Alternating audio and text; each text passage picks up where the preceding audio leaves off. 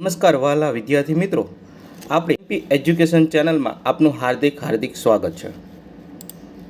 વિદ્યાર્થી મિત્રો, આપણે એ જોવાના છે કે આજે આ પેપરની અંદર તમે જોઈ શકો છો ધોરણ 5નું દ્વિતીય સત્ર 2024-25નું પેપર ગણિત ગમ્મતનું છે અને વિદ્યાર્થી મિત્રો આગામી પરીક્ષાની અંદર આ તમને ખૂબ જ ઉપયોગી થવાનું છે. સમય 2 કલાક છે, કુલ ગુણ 40નું છે અને પેપર અંદર લખવાનું છે આપણે. તો જોઈએ કેવું પેપર રહેશે તમારું અને મોસ્ટ આઈએમપી પેપર રહેવાનું છે વિદ્યાર્થી મિત્રો.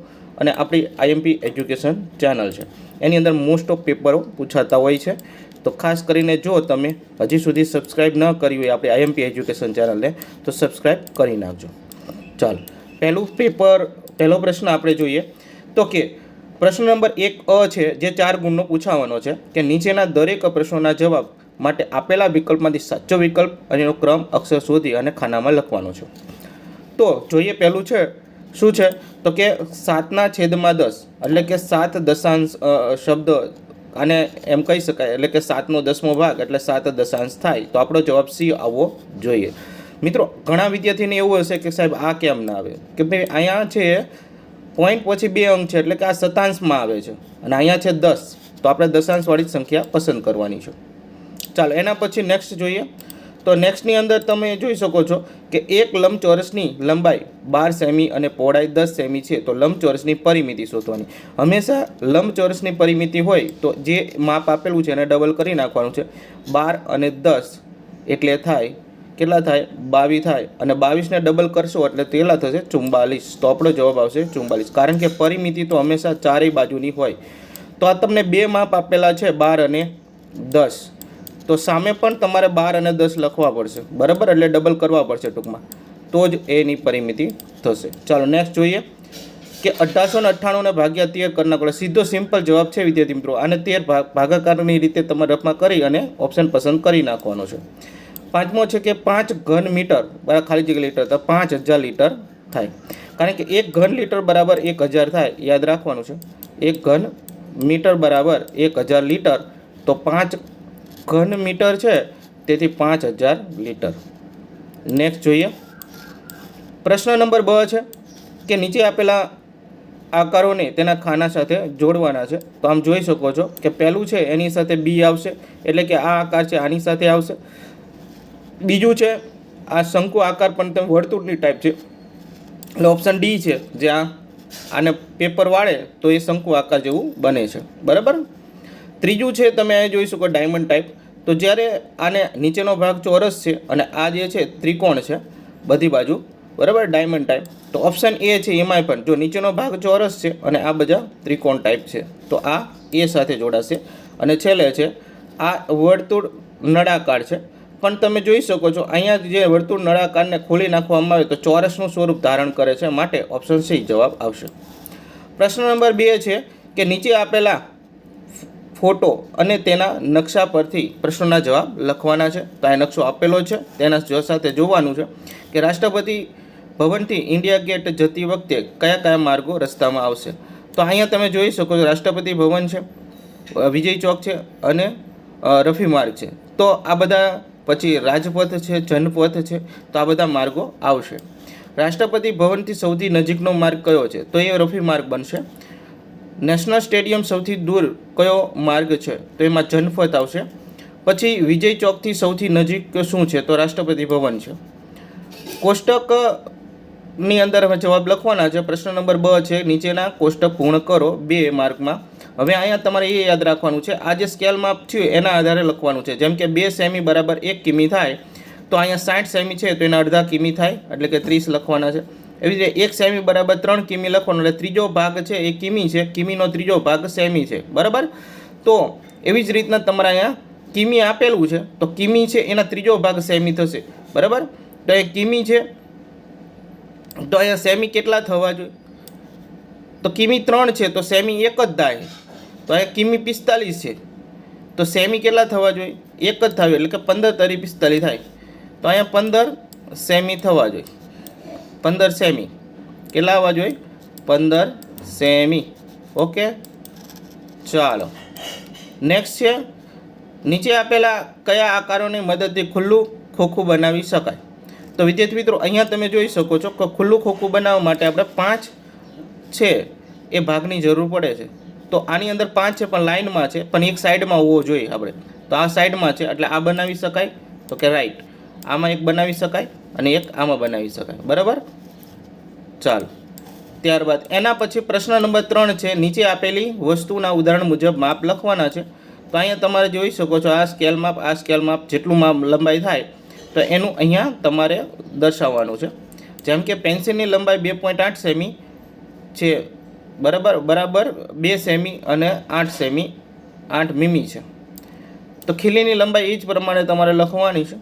તો તમારું જે પણ તમે ફૂટપટ્ટી છે એ સીધી રાખજો, જે આવે એ તમે લખી શકો. માગ્યા મુજબ ગણો, તેમાં 3 ગણવાના છે, 6 ગુણ છે. કે નીચે આપેલા આકારનું ક્ષેત્રફળ શોધવાનું છે અને આ ખાના ભરવાના છે. ઓકે, ઉદાહરણમાં છે આ રીતના લખવાના છે. તો આપણને એ સિવાય બીજા આપેલા છે, તો અહીંયા તમારે ખાના ગણવાના છે. અડધા ખાના છે એ 4 ભેગા કરશો એટલે 2 બનશે. એવી રીતના પૂરેપૂરા ખાના લખી નાખવાના છે અને ખાનાઓની સંખ્યા અને જેટલી ખાનાની સંખ્યા થશે એટલું જ ક્ષેત્રફળની સંખ્યા થશે. જેમ કે અહીંયા 37 છે તો 37 ક્ષેત્રફળ થાય. એવી રીતના જેટલા ખાના આખા થશે એટલા આપણે, તો અડધા ખાનાને છે તમારે યાદ રાખવાનું છે, એના અડધા કરીને મૂકવાના છે. જેમ કે અહીંયા 8 ખાના અડધા હોય તો એના 2 ભાગ કરીને 4 મૂકવાના. એવી જ રીતના અહીંયા પણ તમારે એ જ કરવાનું છે. અહીંયા 4 ખાના અડધા આપણને આપેલા છે તો 4 અહીંયા અહીંયા 4 તમારે લખવાના છે મિત્રો. અહીંયા 4 લખવાના છે અને 4 ભાગ્યા 2 કરી નાખવાના અહીંયા. બરાબર, ઉપર સેમ ટુ સેમ ઉદાહરણ આપેલું છે તે પ્રમાણે ચાલ્યું જવાનું છે અને અહીંયા 2 જવાબ આવશે. ઓકે, તો આવી રીતના તમારે લખતું જવાનું છે. અને અડધા અને ટોટલ જે છે આ બધાનો 37 4 એવી રીતના અહીંયા પણ ટોટલ અડધાથી વધારે ને એવું કંઈ છે નહીં એટલે આમાં પણ આપણે 0 જ આવશે. બરાબર, અને ટોટલ કરી નાખવાનો છે.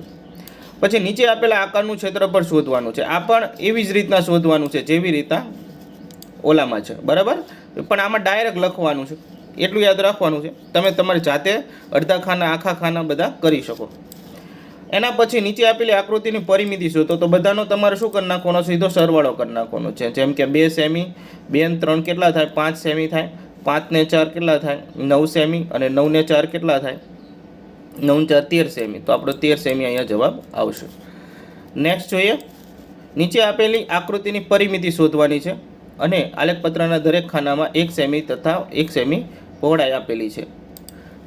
બરાબર, તો આપણે પરિમિતિ શોધવાની છે. તો પરિમિતિમાં હંમેશા સાઈડના જ ખાના લેવાના હોય, અંદરના ખાના લેવાના હોતા નથી. તો આ પણ આપણે સાઈડના આ બધા ખાના તમારે ગણવા પડે. બરાબર, આ બધા તમે આ રીતના ગણતા જશો. જેટલા પણ થાય છે એ બધા તમારે અહીંયા ફરતા આવી રીતના કરી અને ગણી લેવાના છે. જેમ કે 1 2 3 4 5 એવી રીતના ગણી અને જેટલા થાય એ અહીંયા તમારે જવાબ મૂકવાનો છે. ત્યારબાદનો પ્રશ્ન છે, નીચેના સૂચના મુજબ કરો. શબ્દો લખવાના છે. તો કે અહીંયા તમે જોઈ શકો છો 3.28 છે. તો કે 3 પૂર્ણાંક થશે. 3 પૂર્ણાંક તમારા શબ્દમાં લખવાનું છે. 3 બરાબર પૂર્ણાંક 3 પૂર્ણાંક અને તમારે શું લખવાનું છે, 28 શતાંશ આ રીતના લખવાનું છે. નીચેની સંખ્યાને શુદ્ધ અપૂર્ણાંક સ્વરૂપમાં લખવાની છે. શુદ્ધ અપૂર્ણાંક વિદ્યાર્થી મિત્રો સ્વરૂપમાં એટલે કે તમારે શુદ્ધ અપૂર્ણાંક કરી નાખવાનો છે, બીજું કંઈ નથી કરવું. 59 છે તો એટલે કે શતાંશમાં સંખ્યા આવે છે તો નીચે 100 મૂકવાના છે. કારણ કે પોઈન્ટ પછી 2 આંકડા હોય તો એ 100 શતાંશવાળી કહેવાય. બરાબર, તો આ તમે 59/100 એ તમારો અપૂર્ણાંક બનશે. મીટર સેમીમાં રૂપાંતર કરો તો તમને ખબર છે કે ભાઈ 1723 સેમી છે. બરાબર, તો 100 સેમી બરાબર 1 મીટર થાય તો 1700 એટલે બરાબર 17 મીટર પોઈન્ટ 23 સેમી. બરાબર, એટલે તમારે આખું લખવાનું છે 17 મીટર અને 23 સેમી. ચાલો નેક્સ્ટ. હવે અહીંયા વર્તુળ આપવામાં આવ્યું છે. બરાબર, તો એમાં પાઈ ચાર્ટ આપેલો છે તો એની આપણે લખવાનું છે. હંમેશા યાદ રાખવાનું 50 આપેલું હોય આ વર્તુળ બરાબર 100 ગણવાનું છે. તમારે આખું વર્તુળ કેટલા ગણવાના, 100 ગણવાના. એવી રીતના અહીંયા જે આપેલો છે બરાબર અડધો, તો એમાં 50 કહેવાય. તો અહીંયા તમારે 50 ભાગમાં તમારે શું લખવું પડશે, કેરી લખવી પડશે. આ કેરી લખાઈ જાય બરાબર, 50માં કેરી લખવી પડશે. ત્યારબાદ એના અડધા આપેલા છે તો કે હા આપેલા છે 25 છે, એમાં કેળું છે તો એના અડધા કરી નાખવાના. બરાબર, અને અહીંયા લખી નાખવાની, બરાબર, કેળું. શું લખવાનું વિદ્યાર્થી મિત્રો? કેળું. અને અહીંયા લખી નાખવાના તમારે 25. ચાલો, એના પછીના આ બે ભાગ છે. તો પહેલાં 5નો નાનો એવો ભાગ કાઢી નાખો, બરાબર, અને જે ભાગ પડે છે એના અડધા અડધા 2 કરી નાખો, એટલે કે 10-10નો ભાગ બની જશે. તમે સ્કેલથી માપીને કરજો, એટલે અથવા તો જે આપણે તમે વર્તુળ જેવું જે છે, બરાબર, કોણ માપક, તેનો મુદ્દો ઉપયોગ કરશો તો પરફેક્ટ થશે. બધા 10-10 કરી નાખવાના અને આમાં 5 કરી નાખવાના, બરાબર. અને એનું જે નામ છે અહીંયા સફરજન આવશે, અહીંયા નારંગી આવશે. તમે ના સમાય તો તમે આમ તીર કરીને 12 પણ લખી શકો, બરાબર, અને આમ 12 પણ દર્શાવી શકો જો ન સમાય તો. ચાલો, ત્યારબાદનો પ્રશ્ન નંબર 5 છે, સૂચના મુજબ ગણો ગમે તે બે દાખલા કરવાના છે, 4 ગુણ છે. તો આ સીધો જ ગુણાકાર છે એ આમાં જે આપેલો છે એ જ પદ્ધતિ તમારે કરવાનો છે. એવી જ રીતના આ તો તમને ફાવતું હશે બંને.